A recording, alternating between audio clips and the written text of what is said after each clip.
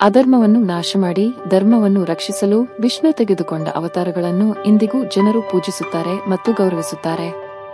ವಿಷ್ಣುವಿನ ಅವತಾರಗಳಲ್ಲಿ ದಶಾವತಾರ ಅಂದರೆ 10 ಅವತಾರಗಳು ನಮಗೆ ಜೀವನಕ್ಕೆ ದಾರಿ ದೀಪವಾಗಿ ಜೀವನ ಪಾಠವನ್ನು ಕಲಿಸುತ್ತಿದೆ.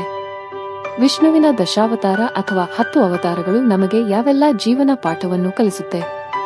ವಿಷ್ಣು ದೇವನ 24 ಅವತಾರಗಳಲ್ಲಿ 10 ಅವತಾರಗಳು ಹೆಚ್ಚು ಮಹತ್ವವನ್ನು ಪಡೆದಿದೆ. ಈ 10 ಅವತಾರಗಳನ್ನೇ ದಶಾವತಾರವೆಂದು ಕರೆಯಲಾಗುತ್ತದೆ. ವಿಷ್ಣುವಿನ ಪ್ರತಿಯೊಂದು ಅವತಾರಗಳು ಆಳವಾದ ಅರ್ಥವನ್ನು ಹೊಂದಿದೆ. ಈ ಅವತಾರಗಳು ಕೇವಲ ದುಷ್ಟತನದ ಮೇಲೆ ಒಳ್ಳೆಯತನದ ವಿಜಯದ ಪೌರಾಣಿಕ ಕಥೆಗಳಲ್ಲ. ಪ್ರತಿಯೊಂದು ಅವತಾರವು ಕಾಸ್ಮಿಕ್ ಸಮತೋಲನದ ಮೂಲಭೂತ ತತ್ವವನ್ನು ಪ್ರತಿನಿಧಿಸುತ್ತದೆ.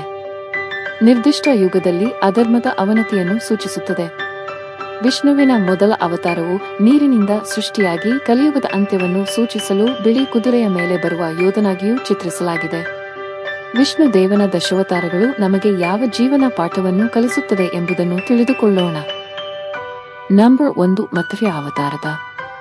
ವಿಷ್ಣು ದೇವನ ಅವತಾರಗಳಲ್ಲಿ ಮೊದಲನೇ ಅವತಾರ ಮತ್ಸ್ಯ ಅವತಾರವಾಗಿದೆ. ಜೀವ ಮತ್ತು ಜ್ಞಾನ ಪ್ರವಾಹದಲ್ಲಿ ನಾಶವಾಗುವ ಸಂದರ್ಭದಲ್ಲಿ ಕಾಣಿಸಿಕೊಳ್ಳುತ್ತಾನೆ. ಮನುವಿಗೆ ಮಾರ್ಗದರ್ಶನವನ್ನು ನೀಡಲು ಪವಿತ್ರ ವೇದ ಗ್ರಂಥಗಳನ್ನು ರಕ್ಷಿಸಲು ವಿಷ್ಣುದೇವನು ಮೀನಿನ ಅವತಾರದಲ್ಲಿ ಪ್ರತ್ಯಕ್ಷನಾದನು. ಮತ್ಸ್ಯವು ಆರಂಭಿಕ ಜಲಚರ ಜೀವಿಗಳನ್ನು ಪ್ರತಿನಿಧಿಸುತ್ತದೆ. ಆದರೆ ಮುಖ್ಯವಾಗಿ ಅಗಾಧವಾದ ಬಾಹ್ಯ ಅವ್ಯವಸ್ಥೆಯನ್ನು ಎದುರಿಸಿದಾಗ ಧರ್ಮದ ಮೊದಲ ಜವಾಬ್ದಾರಿ ಬುದ್ಧಿವಂತಿಕೆಯ ಸಂರಕ್ಷಣೆ ಎಂದು ಅದು ತಿಳಿಸುತ್ತದೆ. ನಂಬರ್ 2 ಕೂರ್ಮ ಅವತಾರದ. ಆಮೆಯ ರೂಪದಲ್ಲಿ ವಿಷ್ಣುವು ಸಾಗರ ಮಂಥನದ ಸಮಯದಲ್ಲಿ ಮಂದಾರ ಪರ್ವತವನ್ನು ಬೆಂಬಲಿಸುತ್ತಾನೆ. ದೇವರುಗಳು ಮತ್ತು ರಾಕ್ಷಸರು ವಿಷ ಮತ್ತು ಅಮೃತ ಎರಡನ್ನೂ ಉತ್ಪಾದಿಸಲು ಅನುವು ಮಾಡಿಕೊಡುತ್ತಾನೆ. ವಿಷ್ಣು ದೇವನ ಈ ಅವತಾರವು ಆಧ್ಯಾತ್ಮಿಕ ಜಾಗೃತಿ, ಸಾಮಾಜಿಕ ಸುಧಾರಣೆ ಅಥವಾ ಆಂತರಿಕ ಅಭಿವೃದ್ಧಿಗೆ ಸ್ಥಿರವಾದ ಅಡಿಪಾಯದ ಅಗತ್ಯವಿದೆ ಎನ್ನುವ ಪಾಠವನ್ನು ಕಲಿಸುತ್ತದೆ. ತಾಳ್ಮೆ, ಸಹಿಷ್ಣುತೆ ಮತ್ತು ಮೌನವು ಆಮೆಯ ಗುಣಗಳಾಗಿವೆ. ನಂಬರ್ 3 ವರಾಹ ಅವತಾರದ. ಹಿರಣ್ಯಾಕ್ಷ ಎನ್ನುವ ರಾಕ್ಷಸ ಭೂದೇವಿಯನ್ನು ಅಪಹರಿಸಿಕೊಂಡು ಹೋದಂತಹ ಸಂದರ್ಭದಲ್ಲಿ ವಿಷ್ಣುದೇವನು ಹಂದಿ ರೂಪವಾದ ವರಾಹ ಅವತಾರದಲ್ಲಿ ಕಾಣಿಸಿಕೊಂಡು ಭೂಮಿಯನ್ನು ರಕ್ಷಿಸುತ್ತಾನೆ. ವಿಷ್ಣುದೇವನ ಈ ಅವತಾರವು ಅಜ್ಞಾನ, ಅಹಂಕಾರ ಅಥವಾ ಹಿಂಸೆಯಿಂದ ಏನನ್ನು ಸಾಧಿಸಲು ಸಾಧ್ಯವಿಲ್ಲ ಎಂಬುದನ್ನು ಸೂಚಿಸುತ್ತದೆ. ಮುಳುಗಿದ ಭೂಮಿಯು ಕೇವಲ ಪೌರಾಣಿಕ ಘಟನೆಯಲ್ಲ, ಇದು ನಮ್ಮ ಮೌಲ್ಯಗಳ ನಷ್ಟ, ಪ್ರಕೃತಿಯ ಮೇಲಿನ ಗೌರವ ಮತ್ತು ಆಧ್ಯಾತ್ಮಿಕ ನೆಲೆಯ ನಷ್ಟವನ್ನು ಸಂಕೇತಿಸುತ್ತದೆ. ನಂಬರ್ 4 ನರಸಿಂಹ ಅವತಾರದ. ರಾಕ್ಷಸ ರಾಜ ಹಿರಣ್ಯಕಶಿಪು ತನ್ನ ಮಗನನ್ನು ಕೊಲ್ಲಲು ಮುಂದಾದಾಗ ವಿಷ್ಣುದೇವನು ಈ ಅರ್ಧ ಮನುಷ್ಯನ ಹಾಗೂ ಅರ್ಧ ಸಿಂಹದ ರೂಪದಲ್ಲಿ ಪ್ರತ್ಯಕ್ಷನಾಗುತ್ತಾನೆ. ತನ್ನ ಭಕ್ತನನ್ನು ರಕ್ಷಣೆಗೆ ತೆಗೆದುಕೊಳ್ಳುತ್ತಾನೆ. ನರಸಿಂಹ ಅವತಾರವು ಧರ್ಮ ಎಂಬುದು ತರ್ಕ ಅಥವಾ ತಾಂತ್ರಿಕತೆಗಳಿಂದ ಬಂಧಿಸಲ್ಪಟ್ಟಿಲ್ಲ, ಇದು ಕೇವಲ ರಚನೆಯಿಂದಲ್ಲ, ಆತ್ಮದಿಂದ ನಿಯಂತ್ರಿಸಲ್ಪಡುತ್ತದೆ ಎಂಬುದನ್ನು ವಿವರಿಸುತ್ತದೆ. ನಂಬರ್ 5 ವಾಮನ ಅವತಾರದ. ರಾಜ ಬಲಿಯ ಐದಾರ್ಯವು ವಿಜಯದ ಸಾಧನವಾಗುವ ಸಮಯದಲ್ಲಿ ಕುಬ್ಬ ಬ್ರಾಹ್ಮಣ ವಾಮನ ಕಾಣಿಸಿಕೊಳ್ಳುತ್ತಾನೆ. ಮೋಸಗೊಳಿಸುವಷ್ಟು ಸಣ್ಣ ರೂಪದಲ್ಲಿ ವಾಮನನು 3 ಹೆಜ್ಜೆ ಭೂಮಿಯನ್ನು ಕೇಳುತ್ತಾನೆ, ನಂತರ 2 ಹಂತಗಳಲ್ಲಿ ಇಡೀ ವಿಶ್ವವನ್ನು ತನ್ನ ನಿಯಂತ್ರಣಕ್ಕೆ ತೆಗೆದುಕೊಳ್ಳುತ್ತಾನೆ. ನಿಜವಾದ ಧರ್ಮವು ಶಕ್ತಿಶಾಲಿಯಾಗಿ ಕಾಣಿಸಿಕೊಳ್ಳುವುದರ ಮೇಲೆ ನಿಂತಿಲ್ಲ ಎಂಬುದನ್ನು ಹೇಳುತ್ತದೆ.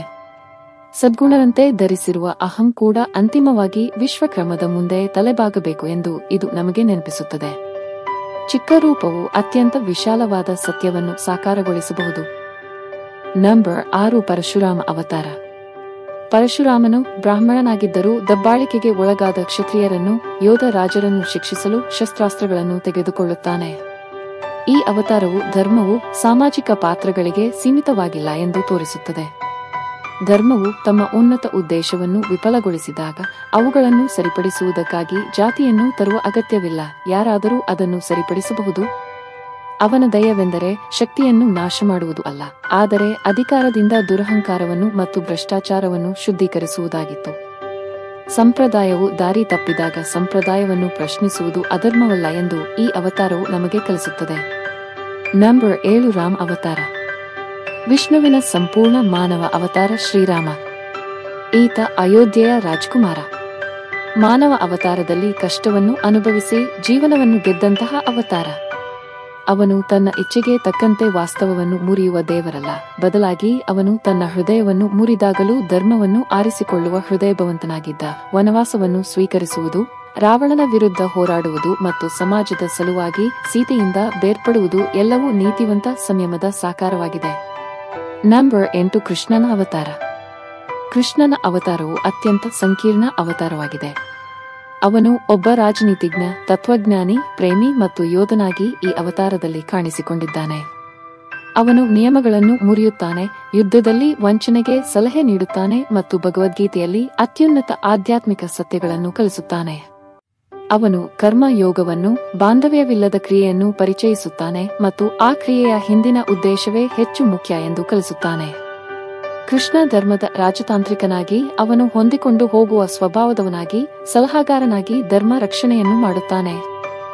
ಸೂಕ್ಷ್ಮವಾದ ಬುದ್ಧಿವಂತಿಕೆಯನ್ನು ಅಳವಡಿಸಿಕೊಳ್ಳಲು ನಮ್ಮನ್ನು ಪ್ರೇರೇಪಿಸುತ್ತದೆ. ನಂಬರ್ 9 ಬುದ್ಧನ ಅವತಾರ.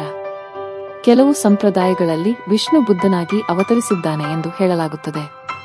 ಹೊಸ ಧರ್ಮವನ್ನು ಹರಡಲು ಅಲ್ಲ, ಧರ್ಮದ ದುರುಪಯೋಗವನ್ನು ನಿಯಂತ್ರಿಸುವುದಾಗಿದೆ. ಜನರನ್ನು ಕುರುಡು ಆಚರಣೆಗಳಿಂದ ದೂರವಿಡುವುದಕ್ಕಾಗಿ ಬುದ್ಧನು ಆಂತರಿಕ ಜಾಗೃತಿಯ ಧ್ವನಿಯಾಗುತ್ತಾನೆ. ಅವನ ಧರ್ಮವೆಂದರೆ ಕರುಣೆ, ಸಾವಧಾನತೆ ಮತ್ತು ಸ್ವಯಂ ಸಾಕ್ಷಾತ್ಕಾರವಾಗಿದೆ. ಧರ್ಮವು ಯಾಂತ್ರಿಕವಾದಾಗ ಅದರ ಸಾರವು ಕಳೆದು ಹೋಗುತ್ತದೆ ಮತ್ತು ಆತ್ಮವು ಮೌನವಾಗುತ್ತದೆ ಎಂದು ಅವರು ತೋರಿಸುತ್ತಾರೆ. ಇಲ್ಲಿನ ಬೋಧನೆಯೆಂದರೆ ಧರ್ಮವು ತನ್ನನ್ನು ತಾನು ಸರಳೀಕರಿಸಿಕೊಳ್ಳುವ ಮೂಲಕ ಪ್ರೀತಿ, ಅರಿವು ಮತ್ತು ಸತ್ಯದ ನೇರ ಅನುಭವವನ್ನು ನೀಡುತ್ತದೆ. ನಂಬರ್ 10 ಕಲ್ಕಿ ಅವತಾರ. ಕಲ್ಕಿ ವಿಷ್ಣುವಿನ ಕೊನೆಯ ಅವತಾರವಾಗಿದೆ. ವಿಷ್ಣುವಿನ ಈ ಅವತಾರವನ್ನು ನೋಡುವುದಕ್ಕಾಗಿ ನಾವಿನ್ನೂ ಕಾಯಬೇಕಾಗಿದೆ. ಕೆಲವೊಂದು ಗ್ರಂಥಗಳಲ್ಲಿ ಅವನ ರೂಪ ಹೇಗಿರುತ್ತದೆ ಎಂಬುದನ್ನು ಈಗಾಗಲೇ ವಿವರಿಸಲಾಗಿದೆ. ಉರಿಯುತ್ತಿರುವ ಕತ್ತಿಯನ್ನು ಹೊಂದಿರುವ ಬಿಳಿ ಕುದುರೆಯ ಮೇಲೆ ಸವಾರಿ ಮಾಡುವ ಕಲ್ಕಿ ಕಲಿಯುಗದ ಯುಗವನ್ನು ಕೊನೆಗೊಳಿಸುತ್ತಾನೆ. ಭೂಮಿಯ ಮೇಲೆ ದುರಾಸೆ, ಸುಳ್ಳು ಮತ್ತು ಅಧರ್ಮ ಪ್ರಾಬಲ್ಯ ಸಾಧಿಸಲು ಮುಂದಾದಾಗ ಕಲ್ಕಿ ಬರುತ್ತಾನೆ. ಕಲ್ಕಿ ಅವತಾರವು ಮನುಷ್ಯ ಜನ್ಮವನ್ನು ಶುದ್ಧೀಕರಿಸಲು, ಭ್ರಮೆಯಿಂದ ಮುಕ್ತಿ ನೀಡಲು ಮತ್ತು ಜನನ ಮರಣ ಚಕ್ರವನ್ನು ಹೊಂದಿಸಲು ಬರುತ್ತಾನೆ.